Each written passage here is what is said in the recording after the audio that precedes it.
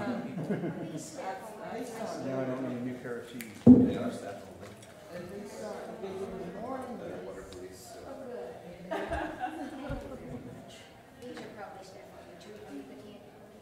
No, he's introducing the next talk. So, good afternoon, everybody. Thank you for joining us on day 2 of our LED talks here at the International Lindy Hop Championships. I hope everyone enjoyed yesterday's conversations, which were a lot of fun. We have some more really great talks scheduled for later today, including a follow-up with Mickey. We'll be talking about some time spent with Frankie and Norma.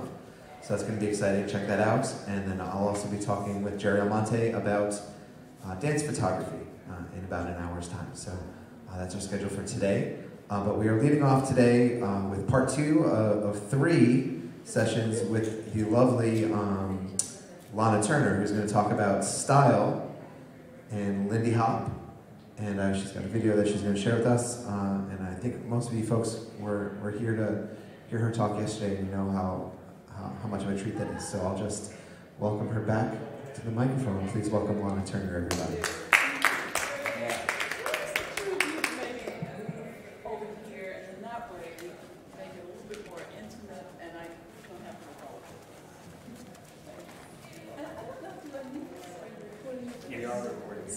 Yes, you can. Okay.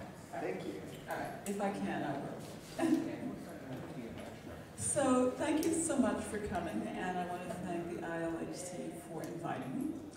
I want to try to make the talk today is a little different from yesterday. Yesterday I kept thinking it was disjointed, but people said no, it's okay.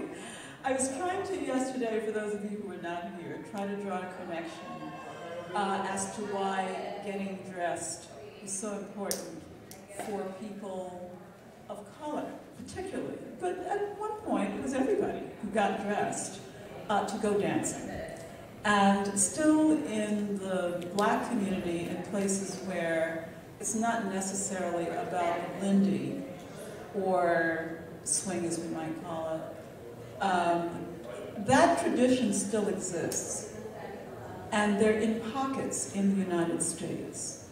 You wouldn't necessarily know it unless you thought about dance in a bigger, in a wider way, in a broader way.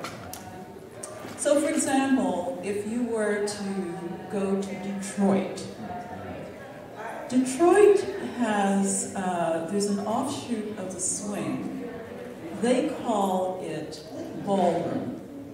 So it's not ballroom as you would think, the waltz, the this, that, and the other. Detroit's ballroom is a combination of swing, it's a combination of Latin dances, it's a combination of a few things. And if you were to go to Detroit and to go to one of those dances, it's more likely that you will see people, particularly of color, dressed. Black people get dressed, period. So yesterday I talked to someone, someone asked me a question about in their scene from Singapore, they were trying to get people to get dressed up for dancing on their Thursday nights, last Thursday of the month, and he sings so hard. Sometimes people do, sometimes they don't, but it's not something that people treat as something that they would actually want to do. I was going to ask if you all could kind of move over here, even though I know you may not be able to stay. It's just easier to talk to everyone in one section. So even if you're somewhere on the fringe, it's okay. I know you may not be able to stay. But I like the head, man. I know. Back and forth, my two good friends. So anyway, it's just to say that if you were to go, you would find that in 3 places you will still find largely black people being dressed. It will be sitting at a bar. I mean suit, hat, tie, the entire thing, at a bar. If you were, Ryan, if you could just have people, okay, thank you. At a bar, at church, and going dancing. And obviously occasion things like, a birth, a wedding, or whatever, people will get dressed. Those traditions continue to carry themselves on, especially if you're just talking about church. You can go to any black church, Baptist, Pentecostal, I don't know what's happening with the Catholics. But definitely in black communities where it's a large black church or even a small one, we find that people are really dressed, and they take a lot of time to do this. When you go to another place into Chicago, let's say, where the dance style is about stepping. Stepping is a dance style, still very close to people in Chicago and the environs. And it is a very lively scene. You will not be able to walk in there and not see black people really dressed. Men in red suits, women in red dresses. And the partners oftentimes get dressed to reflect the other. And if you've not ever gone to a stepping, and they call them stepping sets. If you've not gone to a stepping set in Chicago, you owe it to yourself to do that. The first time I was there, it was, I can only liken it to dancing in poetry. Because everyone moves more or less in the same direction, but everyone's styles are different. The thing that I noticed in going there, and this was just a little piece to connect you, for those of you who were here yesterday, a little piece to connect up with dancing and being dressed. When I walked into the first time into a Chicago stepping set, the first thing I noticed was the African element. Now, they would not have known that I would have thought it was an African element, and they obviously didn't even think it was about Africa. The first thing that I noticed were the men who had tables along the wall selling fabric, selling ties, and who were also contracted to sew. Yes.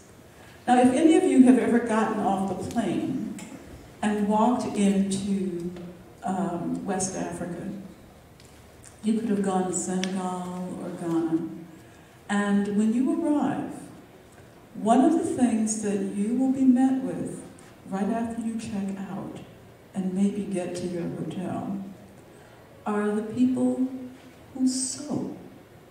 They meet you at the airport. They definitely meet you at the hotel. And the fabric market is open 7 days a week. The people who sew are mostly the men. I've not seen women. The men. And they all have these, they're lined up in a kind of sewing area. And they will come and they will to your hotel and they'll say, would you like for me to sew this, whatever? And you say, well, I have an idea. Everybody goes after they want to get something. So I have this idea. And you sketch out the idea. They don't even take your measurements. They just look at you. They say, okay, I come tomorrow. You say, just like that. Isn't that like America, right? Where you say 9 o'clock, Monday at, so-and-so. No, they just come back. And they will find you. And you will be shocked. And so they come back with the garment that you described, that you wanted. And you think, how does this work? Okay, so I don't want to dwell on that experience, but I want you to know that that is an experience, and I want you to know that that does exist. So when I walked into the Chicago stepping set, and I saw the men who sewed, and the fabric, and all the textiles, because they're designed so that you and your partner can walk over for your next, engagement to have a new outfit organized. Colors, fabrics, textures, it's all there. And the first thing I say to myself is, my gosh, if I weren't in so many places, I would not know how to make that connection. And I also know that it's in the DNA, because they wouldn't be making the connection either. So, going back to dancing and going back to, if you could just sit over here somewhere. Let's go. Going back to dancing and going back to wearing clothing, you can see right away that there are connections that we're not really making just because you say, oh, well, you know, I love dancing 40s style or 50s style, or, you know, I like wearing 50s clothes or whatever. And we're thinking about, this is the way people looked when they were at the Savoy. Well, they looked that way because it was their time, it was an era, it's when people made. But the thing about the community going out anywhere, everyone always got dressed, period. Didn't matter what. And so it wasn't just because it was the style of the day, it was because black people always got dressed, and still do. So that's why I sort of outlined for you in very basic ways of where you can still find those very things. Now, there is in my head a Savoy Ballroom still existing in Manhattan. You say, really? How's that, Lana Turner? I thought we all knew everything. Right, Sammy? I know everything. I know there's a Savoy Ballroom in Manhattan. What are you talking about? Okay, Ryan would say the same thing. Okay, and so would Mickey. Okay, here's the Savoy Ballroom idea. You know Felix Hernandez with the Rhythm Review? Some of you don't know, but he is a very popular DJ, and he has a rhythm and blues show on the jazz station in New York, WBGO, 88.3 FM, on Saturday mornings. And the show runs roughly from 10 to 2, so it's 4 hours. 4 hours of rhythm review. And he is so popular that he's created there's a dance that happens with Felix every, I don't know, is it 5 or 6 times a year, maybe a little bit more, but at least it's fairly regular. And when Roseland Ballroom was open, which was, some of you may know, on 52nd Street in Midtown, that was where the Rhythm Review dance parties would happen. Now, if you never went to a Rhythm Review dance party, you would not necessarily know what I'm talking about. So this is what I'm talking about. People who went to the Rhythm Review dance party did not go as Lindy hoppers or swing. There were some people, yes, who could and did. Smaller population. Most people were like, you know, baby, let me get down, and, you know, and so they would dance with another. But here's my point. If you were to stand outside and watch people go into Roseland, now he's got other venues, but Roseland in particular, what you would notice is the way people are dressed. Most of the people who go, now so the Rhythm Review dance party is open to everybody, and everybody goes, but it's largely an African-American place or dance. And everyone who walks in is so dressed. And some of the costumes are just, I mean, I stand there and I think, this is a movie unto itself. And so therein lies the new Savoy Ballroom in the way people dance and what they are wearing. They make very pointed efforts and take great care as to what they are going to look like on the dance floor. Period. That's your modern day version of dancing black community, current, in New York City, albeit Not necessarily now in Roseland, that's closed, so he's found other venues, boats and places in Queens and other places. But if you were to pay any attention, and you can go, and you can see it on your own, just figure out when the next Rhythm Review dance party is going to be held, and you will see it for yourselves. So those are modern day connections to being dressed and dancing. How do you find out when it is? Oh, that's easy. WBGO, Rhythm Review. His name is Felix Hernandez. You can almost Google any one of those things.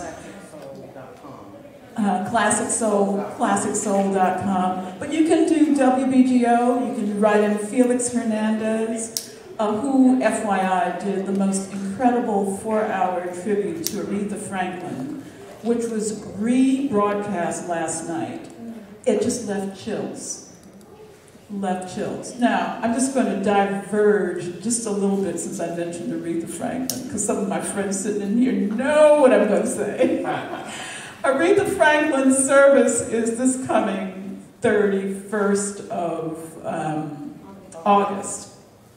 I just happen to be going to be in Detroit. And my friend called me the other day. She said, Lana, guess what? I said, what? She said, they're going to have 100 pink Cadillacs at Aretha's service. I said, what? Oh, I am so excited. Oh my God, I'm so excited. Now, all of you, I can see it on your faces. You're like, what? 100 pink Cadillacs. All right, well, think about black people. Black people, 100 big Cadillacs. Aretha Franklin. I mean, really?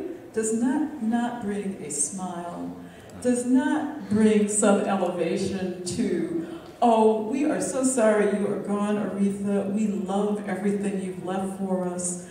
Aretha was unabashedly a black woman who gave everything she had, remained in Detroit, and did things privately and quietly for her community.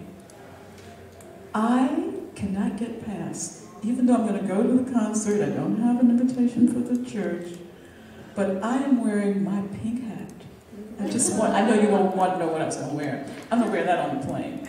I didn't know that there were going to be 100 pink Cadillacs until yesterday. And that's when I started planning what I would wear. Because up to that point, I was thinking, well, I could wear, whatever. So, just so that you know, I might be dancing too, so think that.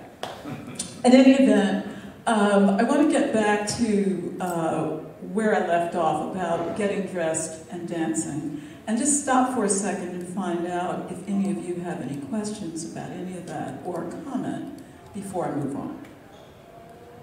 No? Okay, all right. Well, so back, when the Savoy Ballroom was going on, but everybody got dressed up. Everybody did. Right? Everybody got dressed. It wasn't just black people. Right. It was a part of the time. Right. And it was a part of the time in our country where when people did anything, they just got dressed. So, and we just see tons of photographs of that in general. In the 80s, the uptown clubs, the elders were very particular about how we came in dressed. We had to be dressed properly, or when you went to the bathroom, somebody came in there and told you.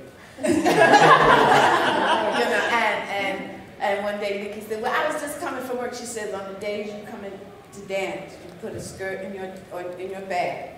But this is how, and yet downtown was becoming more informal. But there was that difference between uptown and what was expected of us as young people coming in. And the dress was very much, part of that. And even now, in the black community, in some small circles, you can walk into some of the older bars, and the guys are still doing the same thing of a certain age. They still have on a hat, they still have on a suit and a tie to sit at the bar. Now, there are a couple of guys that I danced with in New York who dress that way all the time.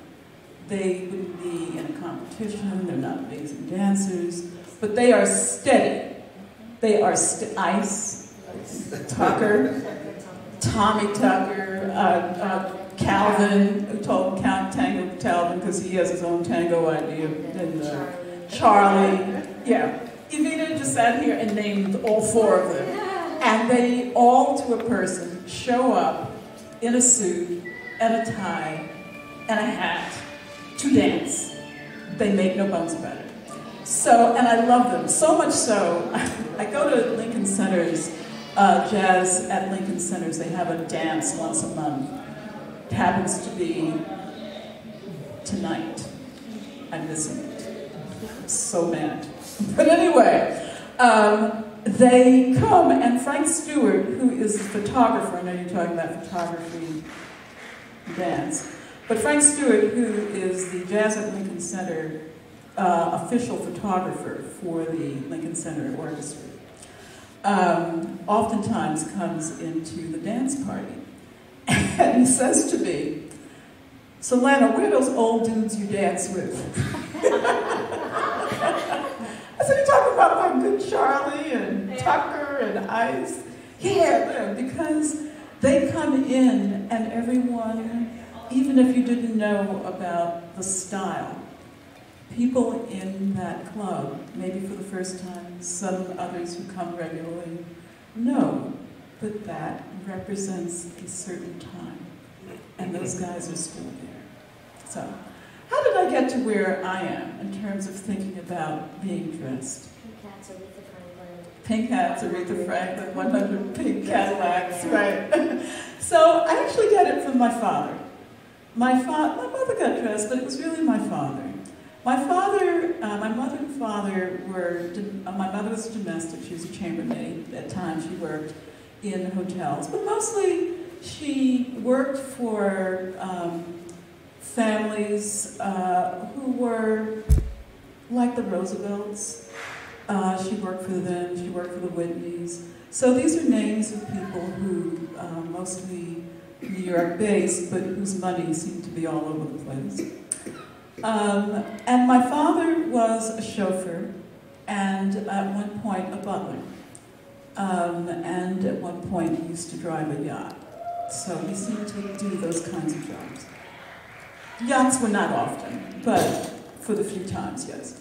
But it was my father who always, it didn't matter where he was going, he always had on a suit and a tie and a hat. And I have unconsciously and then consciously looked at most men.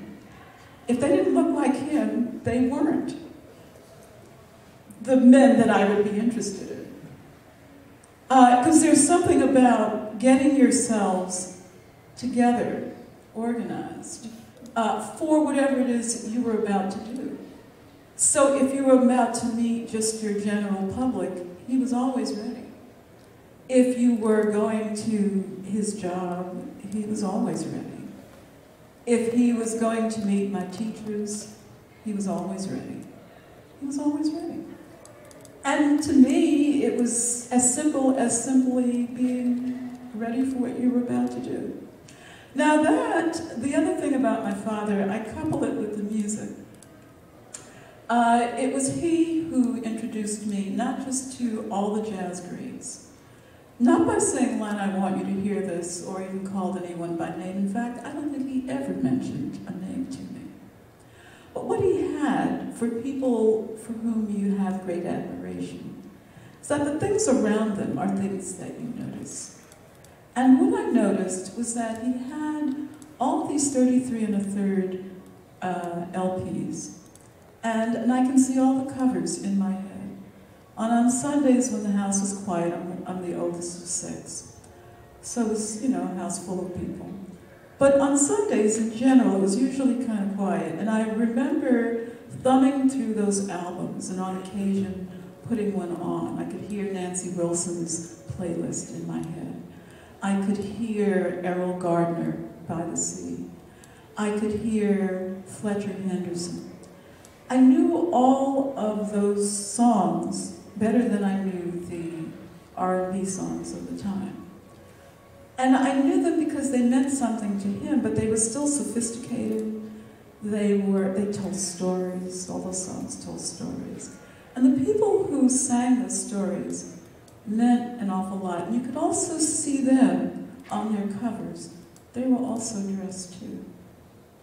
So it all went together for me. Not thinking about it. Not thinking about any of it. So it's in sort of the unconscious. He was also the one who showed me the first dance steps of what you would learn in a class. It was at home. And when we were little girls, we would just stand on his shoes, and he would take us through all the dance moves, because he did go to the Savoy Ballroom. He did dance, and before my mother and father had any of us, they were together in 1937. I was born in 1950, and I'm the oldest. So before they had any children, they had a lot of time just to hang out and do things all around Harlem. In 1937, they moved from Florida to Harlem. So outside of the sense of living, say, on an estate in what they call the Gold Coast of Long Island, because that's where he butlered for a minute, they were in Harlem, and they socialized with people who also went to the clubs, and also that's what people did. And so they didn't wear what they wore during the day, everyone got dressed. And so there must be hundreds and thousands of photographs of black people sitting at tables with setups and clubs and that sort of thing. I mean, I know I'm not the only one who's got this. In fact, I've seen so many other photographs of other people. So getting dressed was always something that they did. And when it came to really thinking about going dancing for me, it never occurred to me not to be dressed. It didn't really matter what anybody had on, because I've always been my own person. That's the other part of me. So I've always had my own sense of what I want to do, and I just go ahead and do it. I've never been someone who needed to wait for anyone to ask me to do anything. So, even when it comes time to a birthday, I distinctly remember ironing the dress, knowing that I did not want anyone to go out with me that night. No one. Not a soul. And I went to Feinstein's at the Regency. It was Regency Hotels on 60-something Street and Park Avenue. And Brian Stokes Mitchell was performing at the club that night. And I ordered my one table, and with this dress that I had all hung up and was waiting to be put on, I put on Miss Ella Fitzgerald so I could get dressed. I get dressed with music, by the way, because for me, it's all part of the process. It's not like I get to the place and now I'm ready to dance. I start out at home, and the party starts with me.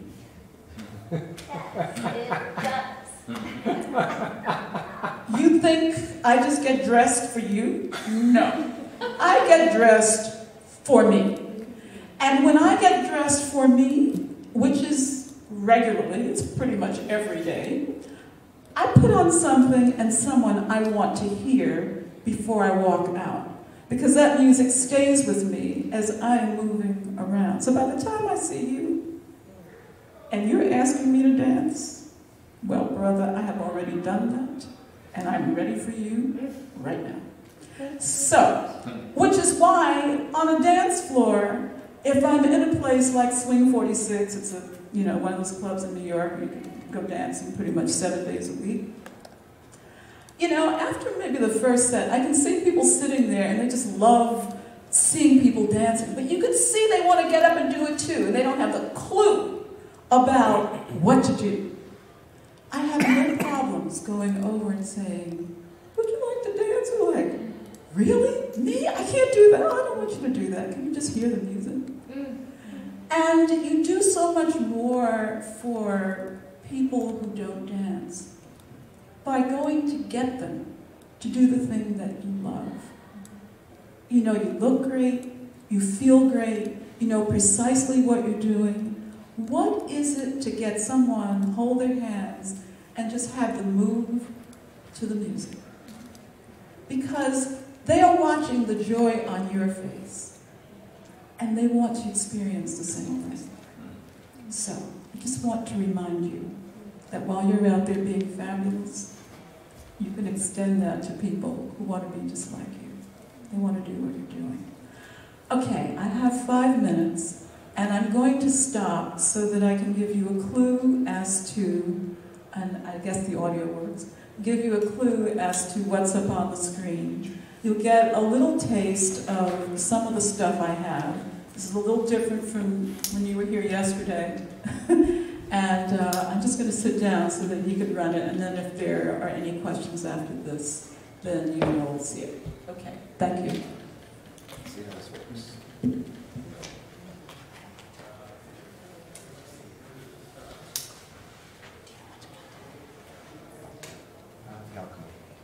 Turn the lights off. Kept working on it. You have to spend a certain amount of time by yourself to find out what you are. You never know who you were. If you didn't spend time like asking questions, answering questions, thinking about things, you can't think about it if you're always talking. My mother was very busy and, had a lot going on, but she was not what I would call centered in the way that, she could manage to do many things and still be in her place. I think from that, while I think innately I've always been very organized and certainly always had some sense of myself, which would only grow as I grew short. And I was a certain period of time, only because I think the design's beautiful. And so the design could be in clothing, it could be in something as simple as a hat, it could be a car, it could be the way the design of a home, a living room, workroom. So I think I've always been keenly interested without thinking of it consciously. The jacket that I have on is a Mandarin jacket. It was dated at the time from the 1920s, although some instances think it's a little older than that. It's woven with tallow threads.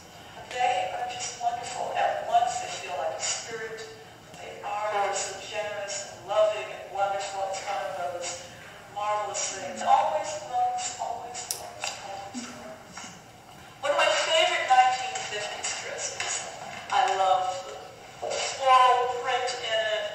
I love the fact that when I wear these dresses, which of course are very typical of 50s, small waistline, flared skirts.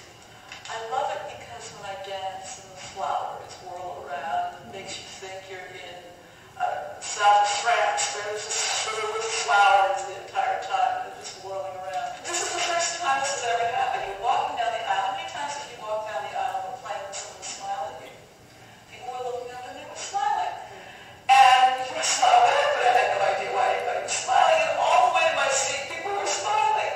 And when I got to my seat, because I was in such a rush, I realized when I sat down, when the stewardess ran over to me and said, "What is that on your head?" It was so sad. And people were smiling because it was kind of funny. And it was odd and it was interesting. And yet it was beautiful at the same time. Well, that's how I responded when I saw it. And something like that makes people who would ordinarily not bother to even look up and smile. Oh my God, what have you done to the world? I think that the minute people are free enough to figure out whatever their own style is, meaning whatever makes them feel good, they find their own voice. You can't help but find your own voice.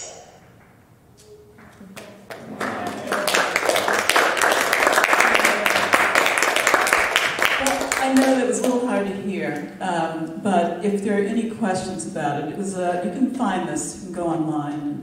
It's under Style Like You. If you type in my name, it'll be there and you can hear it a little easier on your own devices. But essentially, it's like, people ask me if they could do something, I say yes, and the date comes, I'm thinking, oh, what did I tell them I was going to do this for? I don't want to do anything. But there I was, I did it anyway. So, do you have any questions at all? I think in the end here, I basically am saying to everyone, you have your own style. All you need to do is just figure out what it is. Try things. Try things that you wouldn't normally do. Try a pair of earrings. It doesn't have to be a whole dress. Just try something. Take yourself and do something that you wouldn't think you could do. Yeah. And imagine imagine how you feel about that. And it starts small. A scarf, a thing, a hat. Speaking of hats, I want to point out Rowena's hat. Rena, come up here and put that hat on. And this really goes to my last point. I'm so glad that we got right to style like you, and Rowena is the queen of so many things. That she really is, you know. Well, she says only a buddy, but that's not true. She's just the queen of a lot of things. And I truly love her. Rowena came to my house, well, I've been there at least once or twice, but at least once. And on one of her trips, she just purchased a hat from Henry Bendel's. And if you know those Bendel boxes are usually white and brown stripes, or white and black stripes, but in this case it was white and brown. It's a small little thing, because it was a smaller hat than the one she has on now, so probably a little poof something. And she said, well, Lana, I can leave this box with you. I said, oh, Rowena, thank you so much. Well, little did she know that I would take that box, turn it upside down, and you know those call for Philip Morris, you know, the trays that you see in the movies with the hat also. Didn't I turn that box upside down, put a strap on it, and wear it out of the house? People all day, oh my God, it looks authentic. Where did you get that from? I said, from Rowena Young. You know, so here's the thing, you have to play. Don't be so serious. Play with things. Play. Do you see these earrings? Do you see these little things? I bought these little things in Singapore last year. Just, you know, walking through, just playing around with stuff. And I wear them, people like, oh my God, come in here, the elevator. People who are not connected to ILHC. Who are you? And oh my God, look at those earrings. And I'm thinking, they should only know. All right, so the box and Rowena, these earrings, the teddy bears, play. I think that's really the thing. And here's a great example. Rowena has this stunningly beautiful hat in which she has created all of these little things on top of it that you wouldn't know anything about, except that part of it is memorabilia from her father. And the other would be from her. And I want her to point out what they are, but before she does that, I want you to remember that all of you have something in your sphere. That's the reason you're even sitting here in the first place. There's something in your sphere that creates something that makes you the unique person that you are. Everyone is unique. Every single person. And we all have something that we can do and play with and assemble. But you don't know that you could do that because you thought you stopped when you left home and you got past elementary school.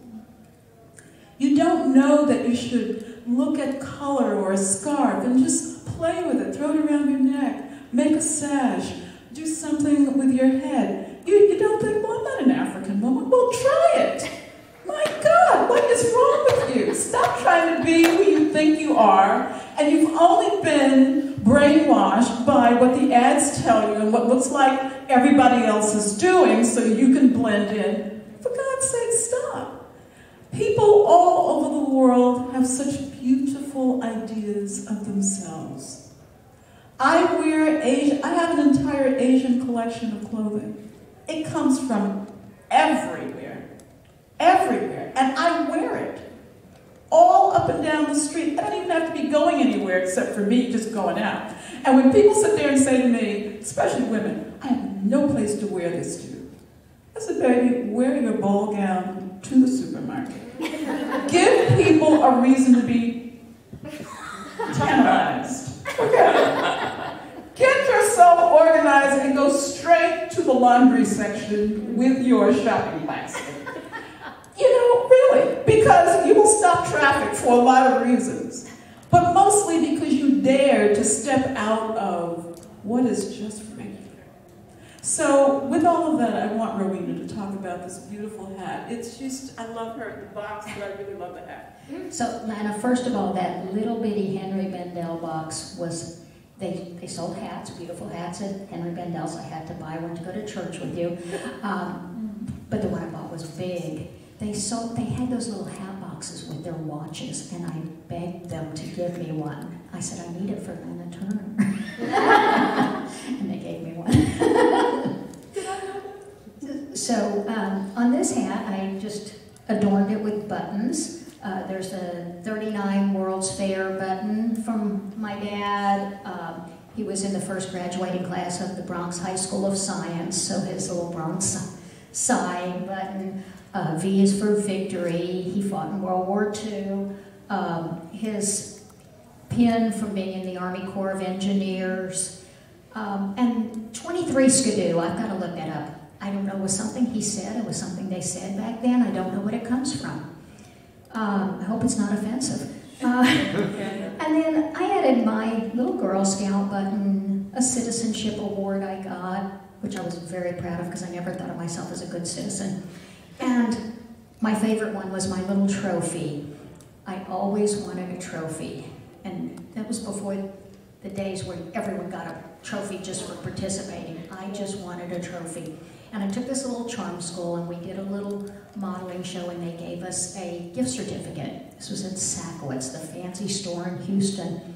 And I bought my trophy pin and felt like I had won a trophy. So it's sort of me and my dad. Wow. Is that, give her a hand.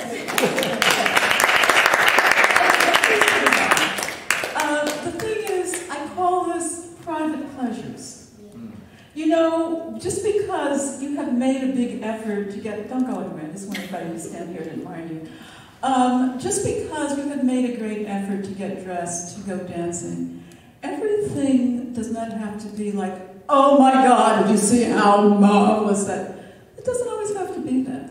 Some things are just because you love them so much that, like this hat, where you might not have asked about what all the buttons are, as she's moving around in it, there's a private pleasure of having her father join her in all the things that meant something in both of their lives. It's really.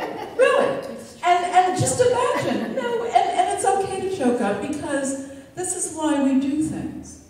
Why do we exist? Why do we dance? What do we do? When do we get dressed? Why do you do anything? You do it because it marks a moment of a personal step in your lives that you're not going to get back. This is your history. Do something with it and get dressed.